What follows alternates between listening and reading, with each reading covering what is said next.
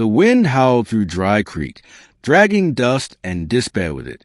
It was a town of hard men and harder women, and on this particular morning, a stagecoach rolled in with a single passenger and a letter clutched in her gloved hands.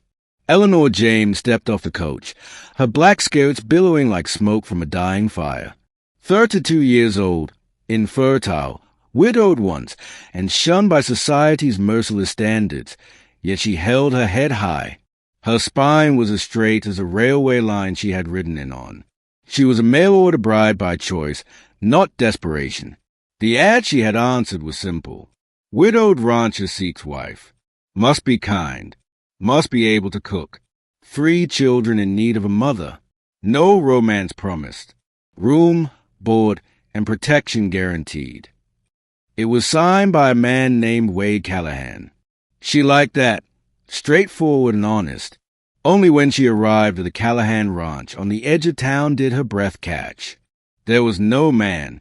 Just 3 hollow-eyed children, Reuben, 10, Abigail, 7, and Daisy, barely 4, and a note nailed to the porch post. If you're reading this, I'm likely gone. Fever took me fast. Please don't leave the kids. Wade Callahan. Eleanor stared at the note for a long time. No tears came. Her heart didn't allow them anymore.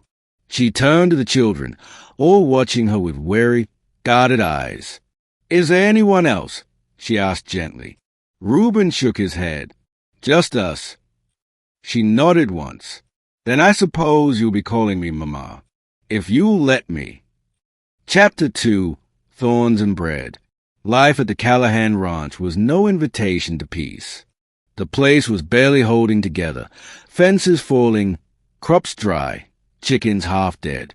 But Eleanor was made of tougher things than lace and tea parties. She rolled up her sleeves and started baking bread the next morning, just as the children woke. She'd always found comfort in the rhythm of kneading. Push, fold, turn. It grounded her. The children took longer to warm to her. Daisy clung to a warm blanket and refused to speak. Abigail wouldn't meet Eleanor's eyes. Reuben watched her like a hawk, standing between his sisters and the stranger with iron in his jaw. "I don't want no new mama," he said one evening. Eleanor looked him square in the eye. "Then don't call me that, but I'll care for you like I would my own, whether you like me or not." Something in her voice, firm, not pleading, made Reuben falter. He didn't respond. But the next morning, he helped her mend a chicken coop door without being asked. It was a start. Chapter 3, Trouble in Town. Dry Creek had its share of good folk, but also its villains. Chief among them was Silas Boone, a cattle baron who'd been circling the Callahan Ranch like a buzzard for years. He'd wanted Wade's land, and now that Wade was gone, he wanted Eleanor off it. "You're squatting on dead land," he sneered when she came into town for supplies. "It's my land now," she replied. He smirked. "You got no deed, no lawman in town, no judge to speak of. I give you 1 week before I move in."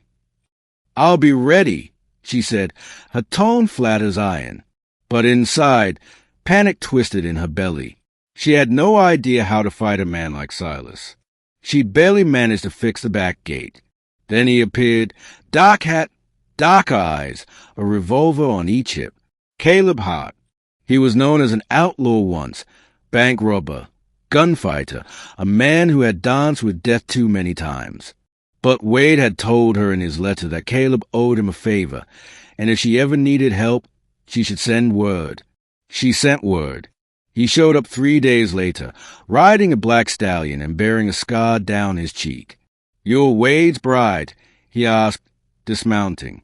"I suppose so," Eleanor said, squinting up at him. "He saved my life once. Said I might have to repay the debt someday." He looked around. "Looks like this is it." Chapter 4, War and Healing. Caleb took over the defense like a man who'd built his life on surviving worse odds.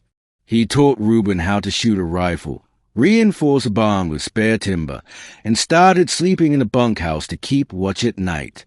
Eleanor didn't trust him at first. Outlaws didn't change overnight, but the children softened before she did. Daisy clung to his leg by day 5. Abigail smiled for the first time when he carved her a doll out of pine wood. Even Reuben laughed when Caleb told stories around the fire. But Eleanor kept her distance. She didn't trust herself to hope. "I know who you are," she said one night while they were repairing a broken axle. "You've killed men." "I have," he replied, "and I'll kill again to protect those kids. And you. That's not a comfort." "No, but it's honest." She turned to him. "Why are you really here?" He paused, leaning on the wheel. "Because Wade asked, but also because I see something here worth saving." He didn't say it, but she saw it in his eyes. He saw her as worth saving. Chapter 5. The Fire Line. The attack came at dawn. Silas Boone and 5 armed riders stormed the ranch, rifles drawn. Caleb had been waiting. The battle was fast, brutal, and loud, gunshots echoing across the plains, smoke rising from a burning haystack. Reuben manned the back window, firing warning shots as Caleb and Eleanor fought side by side. A bullet grazed Eleanor's arm. She didn't flinch. Caleb saw it and barked, "Get back!" "I can shoot," she yelled back, blood on her sleeve. "You're bleeding. And you're not my husband." That silenced him, even in the chaos.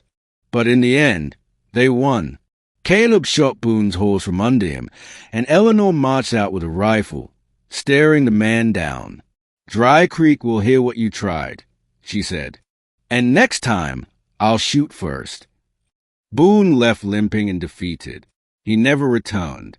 Chapter 6. New Roots. Life settled again. Caleb didn't leave. He fixed the water pump, rebuilt the stable, and taught Reuben to ride like a man. Eleanor found herself looking at him longer than she should have, his callous hands, the way he always stood between her and the door. One evening, after tucking Daisy in, Eleanor found him on the porch, looking at the stars. "You ever think about leaving?" she asked. "Used to," he said. "Now, this place feels like something I never thought I deserved." "You've done good here." He looked at her. "And you? You ever think about a family?" Her voice faltered. "I can't have children." "I didn't ask if you could bear them. I asked if you wanted a family." She turned to face him. "I already have one." The silence between them was soft, warm. Caleb reached for her hand. "If they call you Mama," he said, "maybe someday you'll let me call you wife." Chapter 7. Redemption in Dust. They married under a cottonwood tree with 3 children as witnesses and a horse as best man. No priest, just a promise, and that was enough. The ranch flourished again, not because it was rich in soil, but because it was rich in love. Eleanor taught Abigail how to sew, Daisy how to sing, and Reuben how to lead. Caleb never left her side. He'd walk through fire for her, and she, for him. Some folks whispered about their pasts, about outlaws and barren women pretending at happiness. But those folks never sat at Eleanor's table or heard Daisy whisper, "Mama, tuck me in." They never saw Caleb kiss Eleanor's scarred arm and say, "You're stronger than any man I've ever known."